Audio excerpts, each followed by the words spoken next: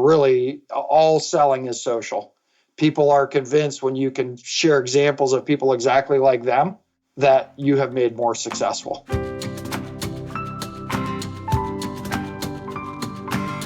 I'm Celisa Steele. I'm Jeff Cobb, and this is the Leading Learning Podcast.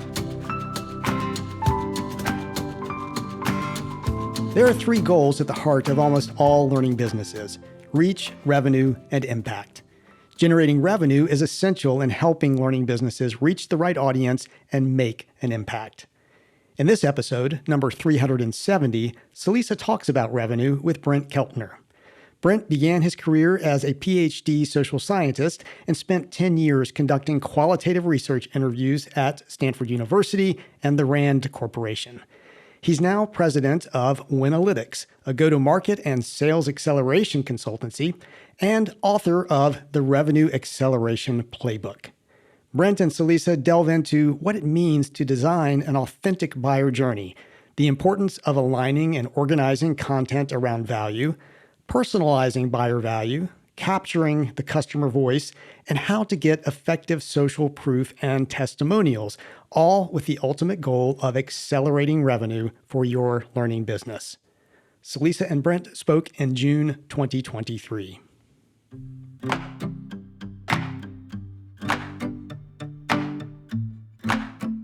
To start things off, I know that an authentic buyer journey is central to your work. So maybe just talk to us about what that is. What does an authentic buyer journey look like, or what does that mean?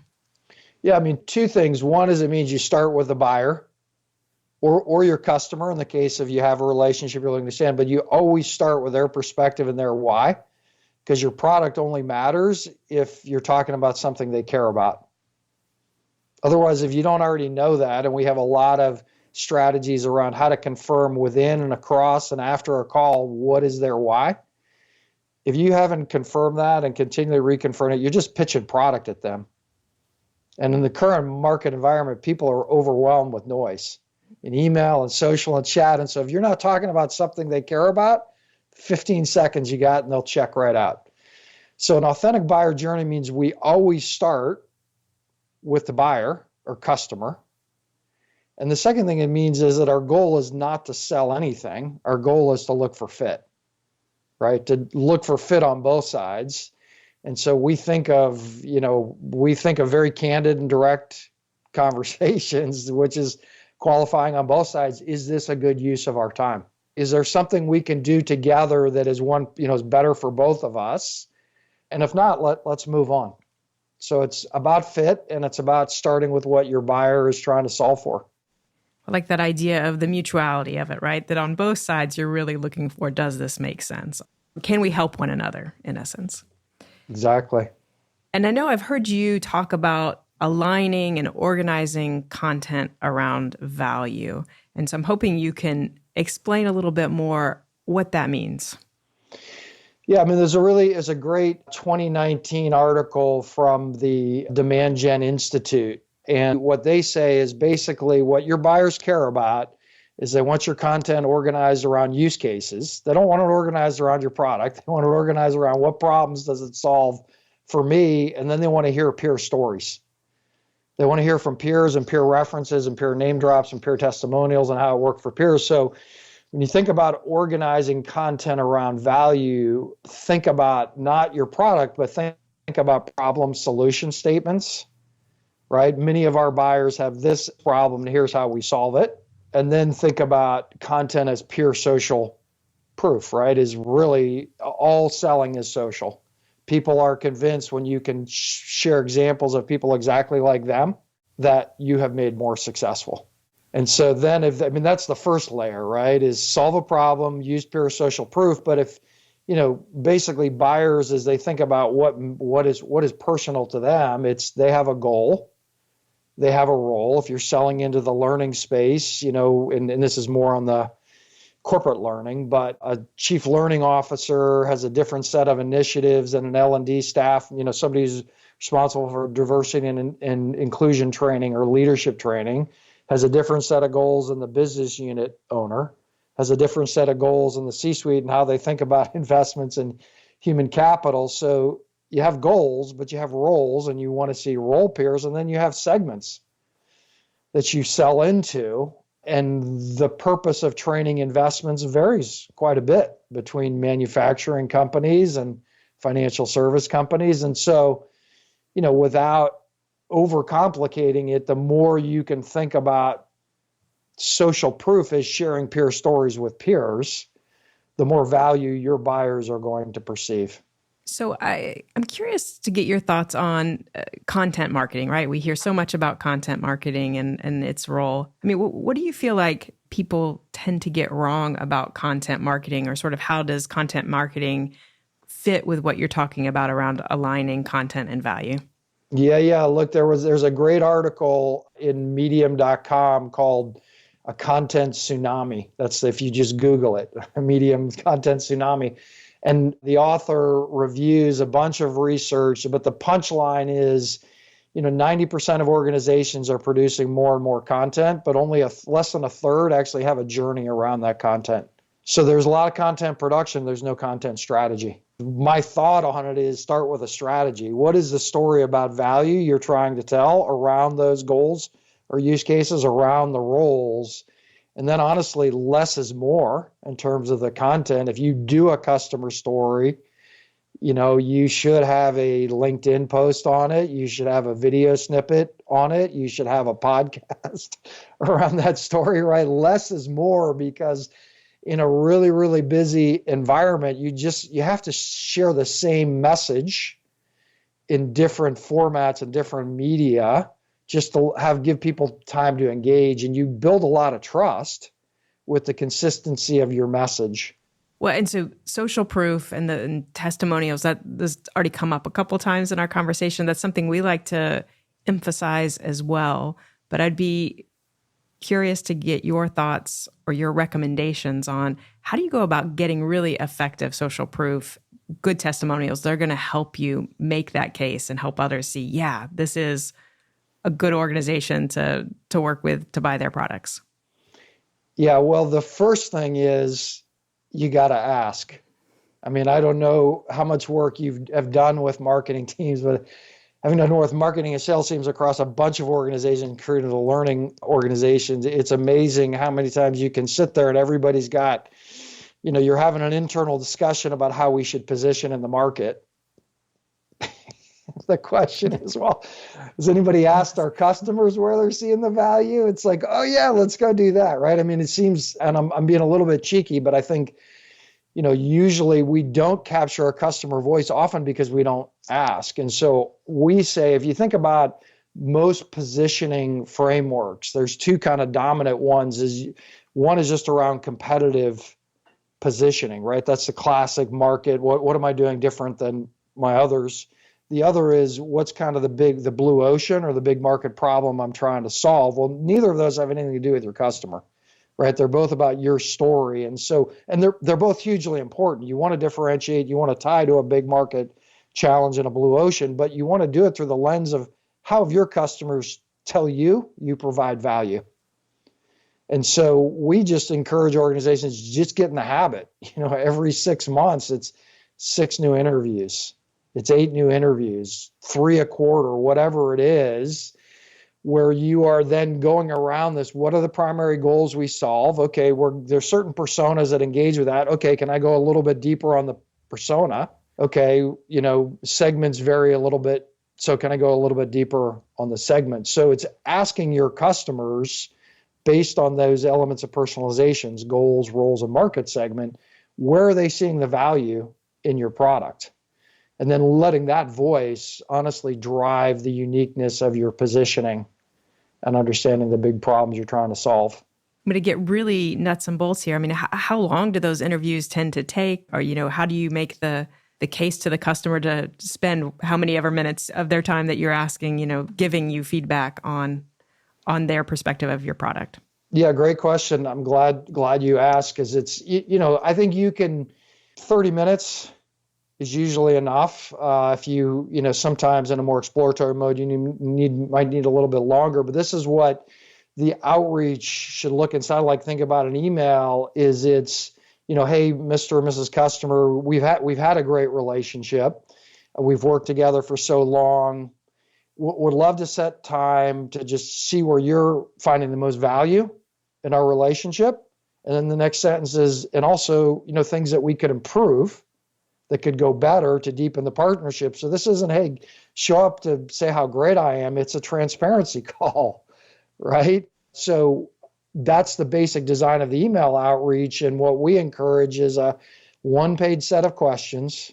At the beginning is, hey, tell me why you started with us and what problem were we solving and what were the alternatives you considered, right? Learn a ton there. The middle is you should have your hypotheses about the use cases you solve. And you should have a question for the 3 or 4 key things and ask them, right? Are you seeing value in this area or that area or that area around, so for some leadership questions in terms of efficacy, right? Are learners seeing themselves as higher efficacy or better team engagement, right? Or better leadership buy-in or more persistence because people see a career ladder. So whatever your hypotheses are, ask them individually. Because as you go across interviews, if you ask those 3 or 4 questions individually, you will pattern recognize. It's just natural. You structured it that way. And then the last part is, hey, and what else could we do better? What's the future look like? And if you've had a positive call, it's at the end, you're going to say, hey, this has been great. Would you mind if we write some of this up into a story? Would you mind sharing some of this in our content sequence? Would you mind joining a podcast? Would you like to co-author a blog? So it sets that up really, really well. And look, we always just say at the beginning, we're going to interview it so we don't have to scribe notes the whole time. Mm-hmm. So you've already got the recording, right? And then you can ask for permission to kind of go forward into a success story or to the content series. And do you always feel like it's better to do it real-time interview? What are your thoughts on, a survey, for example, and trying to collect some of this, asynchronously through either responding to an email or a survey that might go out to customers? Yeah, I mean, look, I was trained at Rand as a qualitative, quantitative researcher, and you need both. Often as you have the qualitative is sort of what are our main pockets of value, but you may have some questions, like questions around which phrasing or certain capabilities, which are more valuable. So great, now that you have actually through interviews figured out what are the points of momentum or the points of friction, great, go to a bigger survey. I would encourage you to think about, you'll get a much better response rate if there's some kind of incentive, and getting the report probably is not it, or maybe after the fact, but just think about budgeting for $50 or $25 or whatever to give people a cup of coffee. If we're taking 5 minutes, you'll get a much higher engagement rate. And then in terms of what you do with that information that you're getting from those interviews or potentially from a survey, I mean, do you find that it is more important to have it sort of be that individual who's sort of the avatar or whatever, role you're looking to sell to, versus being like 78% of, past participants in this learning experience saw, pay raise or whatever, in terms of kind of story versus numbers, or how do you think about that and what you can do with what you learn? Yeah, you said the two. I mean, you need both, the story and the number, and the story comes first and then the number. I mean, you think about the buying journey in anything, right? We need an emotional hook first. And that's why they say stories sell, right? The journey is, I have a pain. You tell me a story which gets excited, right? Gets me excited. You give me some kind of hero asset or numbers or a business case, which now helps me justify the way I feel emotionally. Mm-hmm. So both are important. You need the emotional resonance, and then so the stories that people can relate to feels like pure social proof, and then they're going to have to sell that forward. So the numbers are usually important to selling that forward. And the one other thing I'll think about, the reason to go into these calls with your hypotheses about value and then capture your customer's voice is, honestly, your customer's voice about how you capture value, just flip them and they become your discovery questions. Because they're kind of now the problems you solve, and good discovery is not open-ended. You're trying to guide them towards the problems you solve repeatably.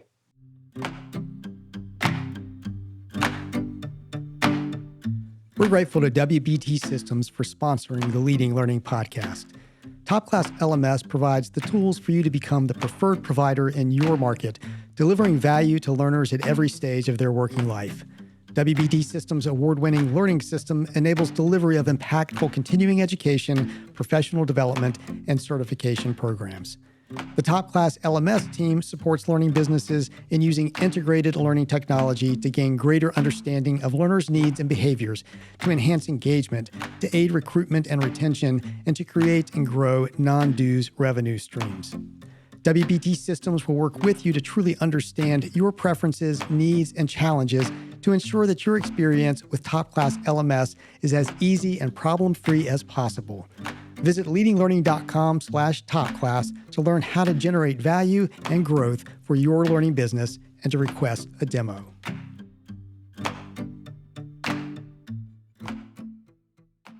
Now, I know that you have the concept of value plays and you have developed a number of these value plays. So I'm hoping maybe you can give us an example of what a value play is, and then maybe what that might look like in action for a learning business. Yeah, so let's take Mainstay because it's clearest in my mind, and it's a chapter in the book. They are a conversational AI platform now working in the corporate learning space. When we started with them, it was higher ed, and it was really a platform to help colleges and universities with their admissions pipeline. So build a pipeline of applications, yield those applications, right? So they enrolled, came through the summer, and then would stay in the first year. And when we started working with them, they were focused on their capabilities. So they would talk about how, the personalization of communication, right? That every was one-to-one with every student, or that you can now have a real-time knowledge base, right? And FAQs, up to 800 with Georgia State, or you could have this kind of blended modality of either staff-based interaction or electronic interaction for students to choose. Transformational product, when you talk about your product, any product, in my experience, your buyer very quickly is just going to hear wah, wah, wah, wah, wah. Right? It's Charlie Brown. Mm-hmm. They will very quickly check out. So for them, it was as simple as like, okay, so what's the buyer problem that solves? Well, if you have a knowledge base and one-to-one communication blended modality, guess what? More of your applicants actually get their questions answered, so they come into your candidate pool. And if you have a way of nudging them to complete elements of their application, you yield more of them. And if you're engaging with them in a personalized way through the summer, you reduce summer melt. So a value play is really about thinking about taking your individual capabilities, which matter because they solve a problem, and connecting them to some, higher level outcome that's usually around revenue or cost, or it could be a better user experience. It could be around, capital efficiency of your stock, but you'll know you have a value play if there's a problem solution statement. You have this problem, which can be solved with this problem. If you just have a solution statement, you're probably product pitching. It seems to me that you focus on B2B selling, that business to business selling. And so I'm curious to get your thoughts on, do the approaches that you talk about and write about and work with, do they also apply to those B2C situations, or are they more appropriate for situations in which, it's sort of higher volume or higher dollar type selling? The approach 100% applies to the B2C space, and I'll give you two quick examples. I mean, the playbooks are a little bit different, but we did some work with a company called Iron Tree that is basically a landscaping and tree removal company. They built a differentiated value prop they basically in that market, you have low-cost providers that are always competing on price for residential consumers, and then you have industrial providers that are working with governments or big corporations. And they've found a market segment right in the middle for high-end retail consumers where they could basically the Iron Tree guarantee about the service experience that you are going to have. And so for them, building content around that experience, including testimonials, including kind of, just little diagnostics, like, have you ever experienced this kind of thing with laborers that come to your house? leaving tools all over, right? Clipping your bushes, right? It's like, which of these? So they're just educating people about why they might want to invest. More expensive, right? 25% more expensive.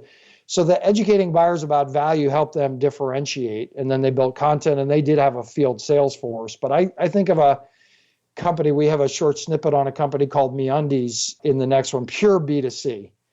But if you think about most underwear selling, right, historically in all the major big boxes, there's like a men's section, there's a women's section, there's a kids section, right? I mean, MeUndies kind of figured out that a lot of people like buying underwear is a different kind of experience. They built these paired, men's and women's matches, and also theme-based around like the different movie for adults, right? So basically, they said people have a different goal for buying. It's not about gender identity, right?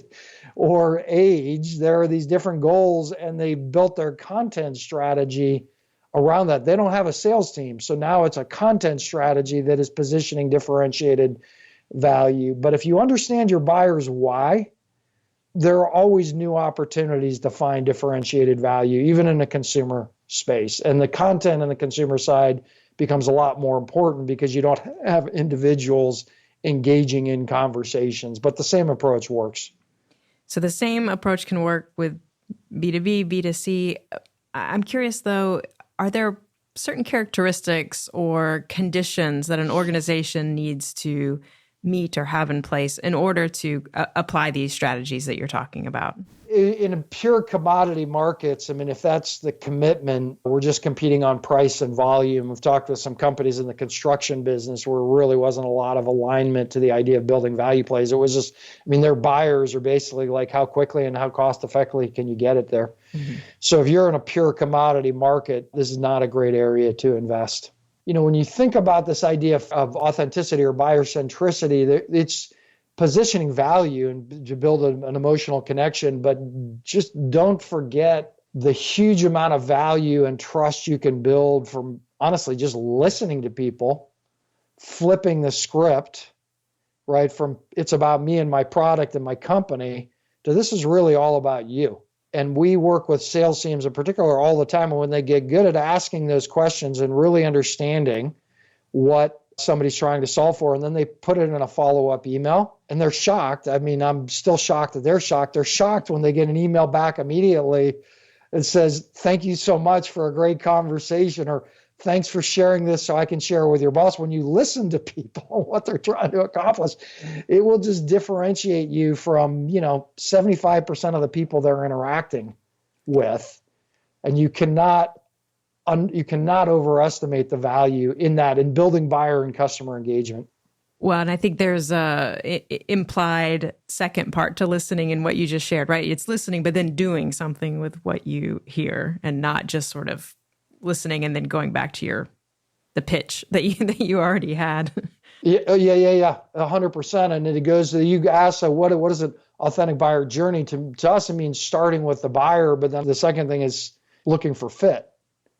And when we work with, prospecting or sales or sales, anytime you're interacting with a buyer, this idea that I'm asking you back, right, is I'm attuned enough to hear what you're valuing, but then I'm asking you back, like, so this is what I understand you're valuing. What are your next steps in terms of seeing that's a possibility for us to work together? Who else are you going to talk to? What are you going to evaluate? So this idea, what will you do about it? When we're trying to sell or market, marketers are better at it, but this idea that we need reciprocal commitments. We need to look for fit. There's actions on both sides that tell us that we are working towards something that is good for both of us, as you said. So you have such deep experience in marketing and sales and all of this. And we are also in a particular moment in time where artificial intelligence is really taking off. So I feel like I sort of can't not ask what your thoughts are on what AI might mean for sales and marketing, in the months, maybe years ahead. Yeah, look, I think it's an awesome tool. I think anybody who's sort of rejecting ChatGPT or the others out of the box is nuts, because there's two things it can do for you just out of the gate is you will get your blogs written a lot faster. If you think you can get a blog content and be done, you're nuts. But first draft, right? That's 70% of the way there that you can then personalize to your content or your team, 100%. The other thing is we think a lot about in prospecting these days, we have seen with our clients, if you put in a personalization postulate, a phrase we borrowed from a team we did some work with about 6 months ago, but just something personal about them, you can go industry average. It's sort of a just under 1% conversion to a meeting rate. We've seen that go to 3, 5, 10% of people responding and being open to meeting by putting something personal in there about what you see on their LinkedIn posts, or you can get AI to source those much quicker. So again, you need to do a little bit of tailoring. In our own campaigns, we literally build an Excel sheet before we upload it to Apollo. One of the columns is personalization postulate. And we spend time figuring out on their website, on their, in their LinkedIn posts, what are they talking about around their mission? So we can build an email that starts with their personalization postulate and then connects it to our value prop. AI can just do that a heck of a lot quicker, get you those first drafts. So yeah, it definitely sounds like you're in the camp of AI can be great support, help you move more quickly, do some of the sort of initial legwork for you. And then of course you have to add to it. And you have to add value. To your point about, honestly, you win when you're the closer you get to hearing what your buyer said and being able to recap it. Just it's like, oh yeah, it's about me. The buyer is saying it's about me. They listened. They actually cared enough to listen. They're looking to solve my problem. Boom. You just elevated yourself way above your competitors. So AI can't do any of that. They can kind of frame it, but they're not going to get precise enough. So we're talking on the Leading Learning podcast. So one thing we always like to ask guests is about their own approach to their lifelong learning. So I'd be curious to know what sources or practices or habits you have that help you continue to learn. Yeah. One main one, I started about 10 years ago when my son was 5 doing karate with my kids. I am a very much high drive individual, and my sports choices were, I was a wrestler, I was a rugby player, I was a marathoner. So I just knew how to drive through stuff. Karate is a finesse sport. It's minimal effort for maximum impact. And it's been awesome to do it with my kids, but also just kind of reshaped my mind in a more strategitic direction. And I've written a bunch of posts about my karate journey. I was awful at it. I didn't have the mindset, and I don't have great physical balance, and so I was bottom 30%.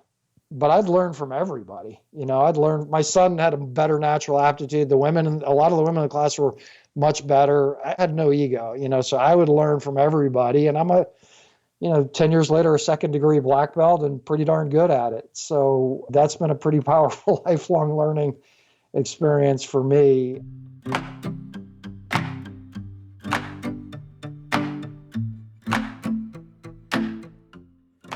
Brent Keltner is the author of the Revenue Acceleration Playbook and president of Winaltyics, a go-to-market and sales acceleration consultancy. In the show notes for this episode at leadinglearning.com/episode 370, you'll find links where you can learn more about Brent's work and his book and get free access to the first chapter. Jeff and I would be grateful if you would rate the Leading Learning podcast on Apple Podcasts or wherever you listen, especially if you find the show valuable, because ratings help us show up when people search for content on leading a learning business. And please spread the word about Leading Learning, whether in a one-on-one conversation with a colleague or a personal note or on social media. In the show notes at leadinglearning.com/episode 370, you'll find links to connect with us on Twitter, LinkedIn, and Facebook. Thanks for listening, and see you next time on the Leading Learning podcast.